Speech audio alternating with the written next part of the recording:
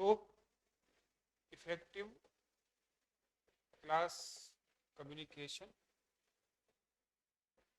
यानी प्रभावी शिक्षा, कई सारे ऑप्शन देगा, लेकिन अगर उस ऑप्शन में डिसिप्लिन दिया हुआ, अनुशासन दिया है, तो पहला जवाब क्या होगा? चाहे कितने भी जरूरी क्यों ना हो, लेकिन सबसे पहले क्या जरूरी है क्लास के लिए? डिसिप्लिन बहुत जरूरी है। ठीक है, उसमें प्रायोरिटी तय करनी पड़ेगी कि हम पहले क्या ऑप्शन माने। सब जरूरी है, लेकिन इसके बावजूद भी क्या सबसे पहले चाहिए? प्राइमरली डिसिप्लिन ही जरूरी है। ठीक है, नंबर एक। नंबर दो में लिखेंगे command of the teacher on his subject और हर सब्जेक्ट। टीचर की अपने सब्जेक्ट पर क्या होनी चाहिए? अच्छी खासी कमांड होनी चाहिए।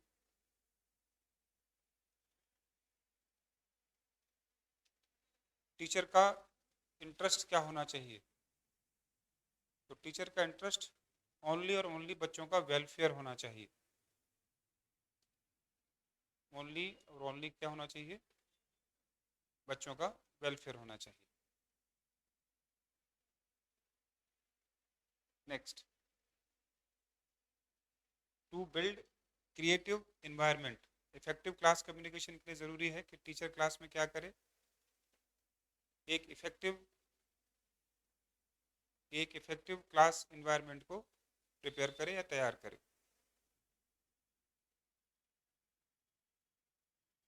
Next, to establish democratic values. लोकतांत्रिक मूल्यों की सुरक्षा करे या स्थापना। और जब भी ये पूछा जाए कि डेमोक्रेटिक वैल्यूज क्या होते हैं क्लास के रिगार्डिंग, क्या जवाब दोगे? ठीक है, तो आपका जवाब होगा कि क्वेश्चंस पूछने का राइट। बच्चों, सबसे प्राइमरली इंडिकेशन होता है कि बच्चा फ्रीली क्वेश्चन पूछ सकता है, रेलेवेंट क्वेश्चन, अच्छे लेवल क्वेश्चन। और डिस्कशन की परमिशन, दो ही चीजें कैसी हैं? क्लास के इन्वायरमेंट को डेमोक्रेटिक बनाती है। ठीक है, नेक्स्ट,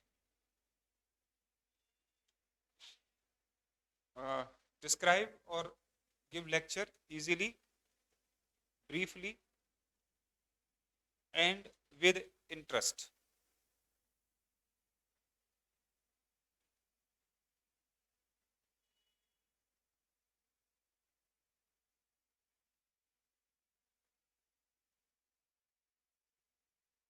नेक्स्ट है to take help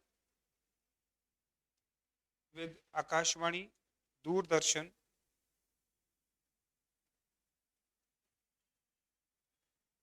mass communication mediums to knowledge enhancement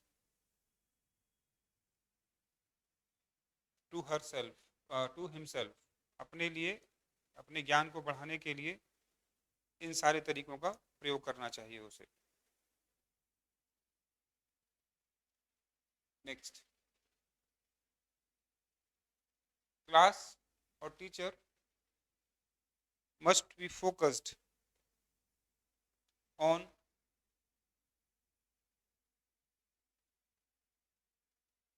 edutainment principle। Edutainment, EDU, तो एजुकेशन से बना एड्यू और एंटरटेनमेंट से बना एजुटेनमेंट। एजुटेनमेंट, ये बात समझ में आई? क्या मतलब हुआ कि दो तरीके हैं, एक तो एजुकेशन दे और उसको इस तरीके से दे कि बच्चे को एंटरटेनमेंट भी हो। अब एंटरटेनमेंट का मतलब ये नहीं है कि वो डांस वगैरह या कुछ ऐसा एंटरटेनमेंट, यहाँ एंटरटेनमेंट मतलब है कि रिक्रिएशन वाला एंटरटेनमेंट, कि बच्चा ऐसा कुछ काम करे जिससे वो रिक्रिएट करने के लायक हो जाए,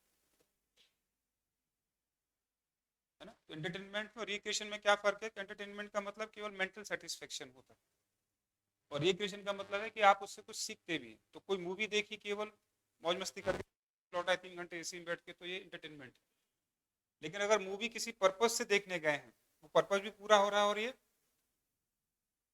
तो क्या कहेंगे उसे? फिर रिक्रिएशन क्या करें।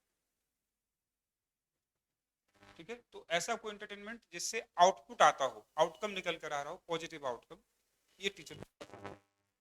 तो अगर टीचर एजुकेशन के साथ साथ स्टोरी टेलिंग कर रहा है, जोक भी सुना रहा है, जो भी कर रहा है, वो इस तरह का हो कि उससे बच्चे को एनलाइटनमेंट हो, ना कि केवल हा हा हूँ और काम खत्म हो जाए।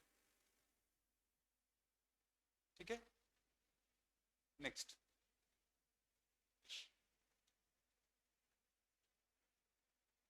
Class communication must be student centric. कैसा होना चाहिए? स्टूडेंट सेंट्रिक होना चाहिए।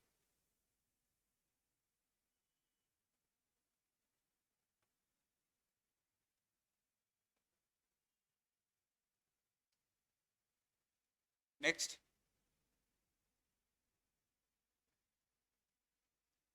Teacher must use establish gesture and posture to effective presence।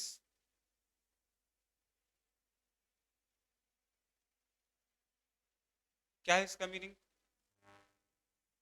जो सेट पैटर्न है या ऐसे गेस्चर और पोस्चर यूज करने चाहिए जिससे बच्चा अपने आप को कनेक्ट कर सके। तो ये चीज छोटे बच्चों के लिए ज्यादा अच्छी है ना। जैसे तुम्हें पता है कि एक भालू था, कैसे करता है भालू, तो अब जो आप ये सिखा रहे हैं तो क्या ये उस बच्चे के दिमाग में एक स्टेब्लिश सेटअप बिठाएगा, वो एक इमेज बना लेगा कि भालू ऐसे होता है, या भालू को उसने कहीं देखा तो उससे रिलेट करना सीख जाएगा। भालू घुर्राता है, शेर दहाड़ता है, बिल्ली म्याऊं करती है। ये होते हैं स्टेब्लिश बॉडी पोस्चर्स और गेस्चर्स, इनका यूज करना चाहिए अगर क्लास में इफेक्टिव प्रेजेंस बनानी है अपनी तो। ठीक है, next, teacher must focus voice modulation, voice modulation to address the student. क्या करना चाहिए? वॉइस मॉड्यूलेशन का यूज करना चाहिए, है ना। अगर आप वीर रस की कविता बता रहे हैं तो जोश से बताइए, है ना। सॉफ्ट स्किल्स सिखा रहे हैं तो उस लैंग्वेज में बात करें।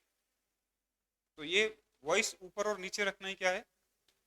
वॉइस मॉड्यूलेशन, है ना। इससे क्लास इफेक्टिव होती है। और देखेंगे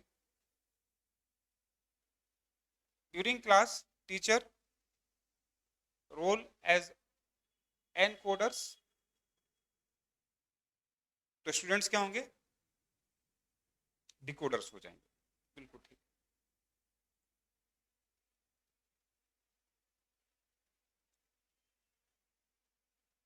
is any class is rich और not, it can be decide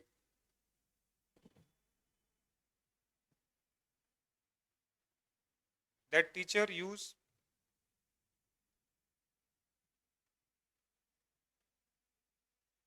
factual facts data। ठीक है, तो रिच क्लास की क्वालिटी होती है कि टीचर डेटा का यूज कर रहा है। ये क्वेश्चन पूछा गया है, कैसे फाइंड आउट करेंगे क्लास रिच है?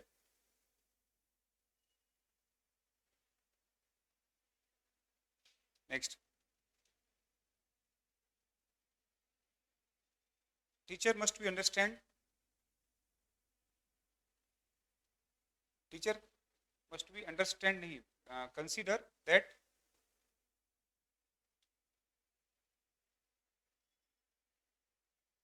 या ऐसा करना अबाउट अंडरस्टैंडिंग, ऐसा लिख दो, टू इफेक्टिव कम्युनिकेशन।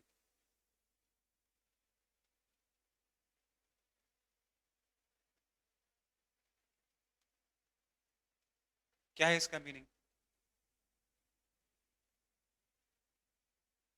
ठीक है, जैसे मैंने उस दिन एग्जांपल दिया, टीचर को भले ही फैक्ट बताना है कि या डेटा देना है, लेकिन ये भी सोच के चलना होगा कि बिना अंडरस्टैंडिंग के क्या नहीं हो सकता ये समझ में, या रिटेन बच्चा दिमाग में प्रॉपर तरीके से रिटेन कब कर पाएगा? जब अंडरस्टैंड कर रहा होगा, नंबर एक तो ये मान के चलना पड़ता। दूसरा ये मान के चलना पड़ता है कि बच्चे के अंदर एक क्या है, मिनिमम अंडरस्टैंडिंग लेवल है।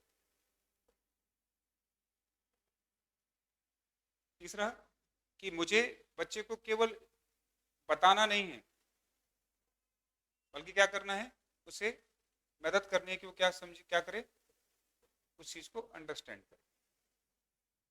इसलिए क्लास में टीचर के लिए सबसे जरूरी चीज है कि वो अंडरस्टैंडिंग पर फोकस करे, अंडरस्टैंडिंग को अपने कंसर्न में रखे कि अल्टीमेटली और प्राइमरली पर्पस क्या है, जो बता रहा है उसको समझना, अंडरस्टैंड करना।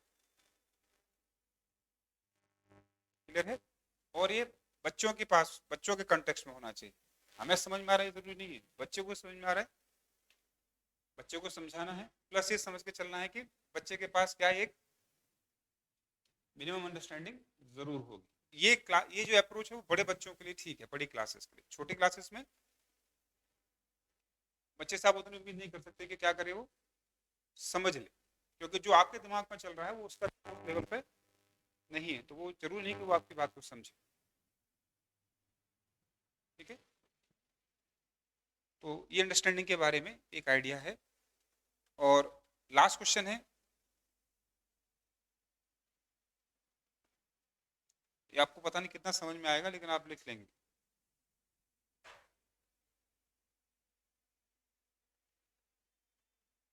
कम्युनिकेटेड वर्ड और टर्मिनोलॉजी, कम्युनिकेटेड वर्ड और टर्मिनोलॉजी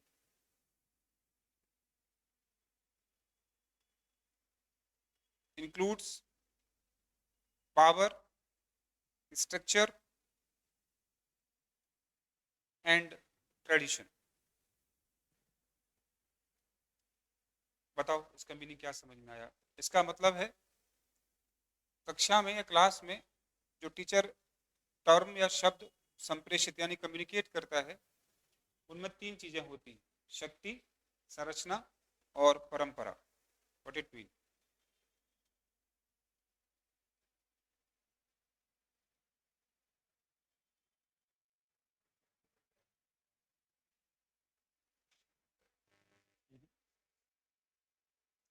समझो बात को, अगर वो कोई शब्द बता रहा है,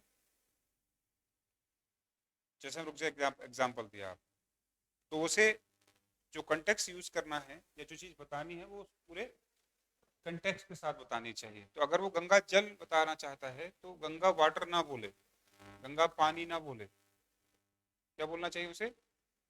जल ही बोलना चाहिए। तो इस शब्द में, वर्ड में अपने आप में क्या है, एक पावर है जो दिख रही है जल शब्द से।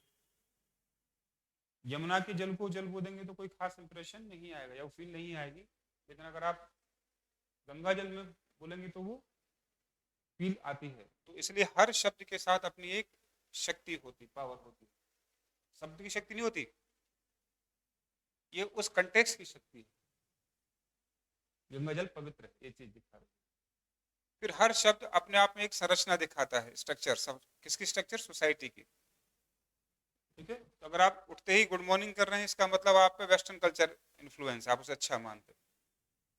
प्रणाम बोल रहे हैं तो आपके पास कल्चरल वैल्यूज हैं, इंडियन कल्चरल वैल्यूज, है ना? तो हर पावर, हर शब्द में अपनी एक शक्ति है, अपनी एक संरचना भी हो, जो आपके सोशल, कल्चरल, रिलीजियस बैकग्राउंड को शो करती है। तो आप जो टर्म यूज कर रहे हो, डेफिनेटली वो आपके बैकग्राउंड को दिखाती है। तो ऐसे शब्दों का प्रयोग करें जो कैसे हों, जो आप कहना चाहते हैं उसके अकॉर्डिंग ही टर्मिनोलॉजी यूज करिए। तो शब्दों में क्या होती है? शक्ति, संरचना और परंपरा भी होती है ना। मैंने कहा जब कल्चरल हेरिटेज है, बैकग्राउंड है, तो एक हेरिटेज भी दिखाता है। आप जिन शब्दों का प्रयोग कर रहे हैं उसमें आपकी हेरिटेज भी दिखाई देती है।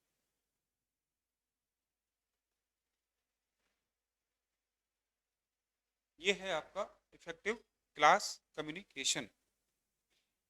आगे लिखेंगे एक नए हेडिंग के साथ में, और वो है क्लास कम्युनिकेशन। फीचर्स लिख लेंगे इसके आप। What is class communication?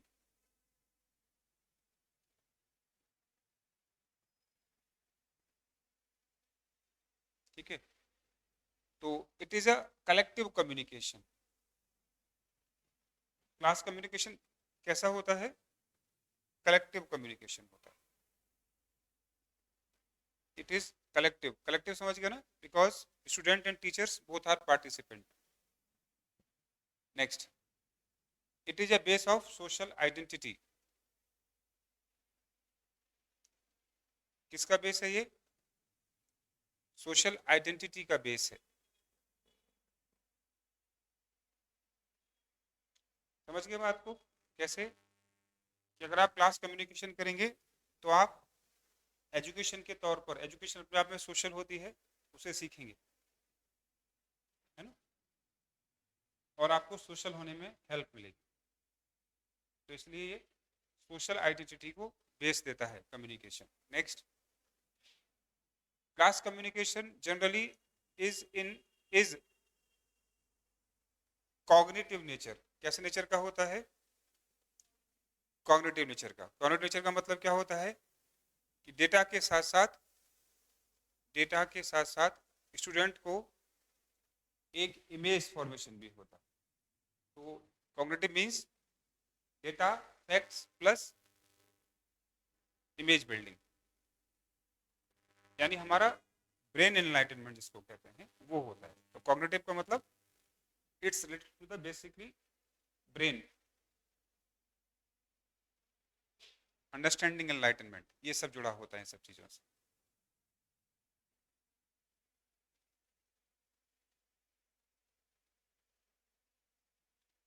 Dialogue और communication of teacher with student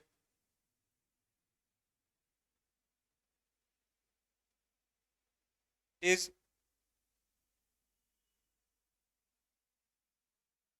as sympathy behavior, empathy behavior is empathy behavior। Empathy का मीनिंग क्या समझाया था मैंने आपको, बताओ?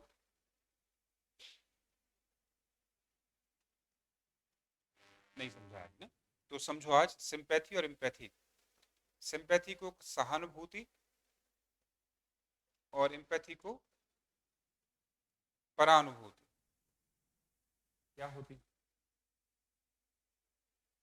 है ना।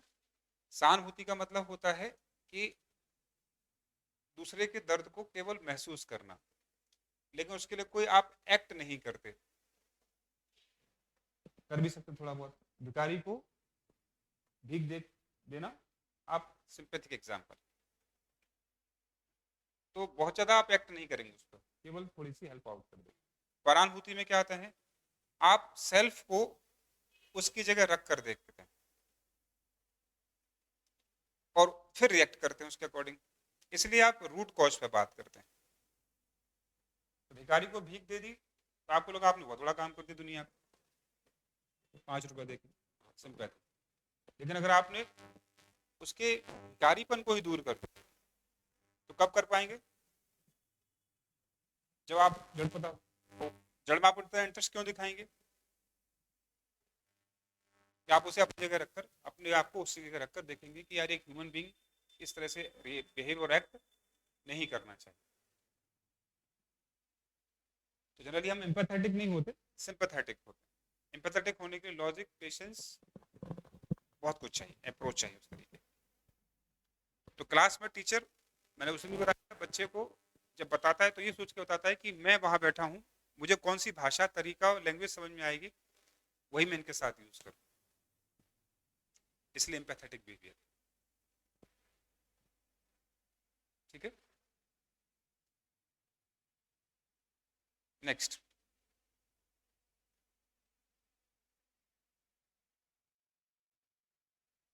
Command of class communication by teacher through lecturing method। कैसे होता है? लेक्चरिंग मेथड से होता है।